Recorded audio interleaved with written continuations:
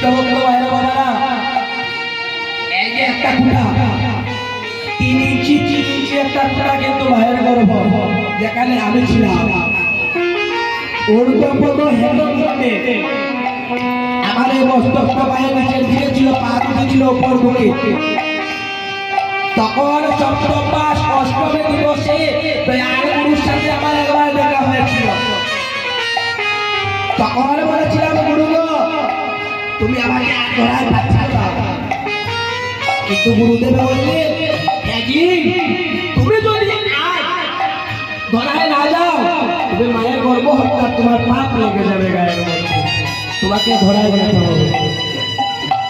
কিন্তু দেখা যায় কৃষ্ণ ভক্ত মায়েরা বাবারা, তখন দয়াল গুরুর কাছে আমি সম্বন্ধ করেছিলাম, হে দয়াল গুরু আমি ধরা যাবো ঠিক আছে, কিন্তু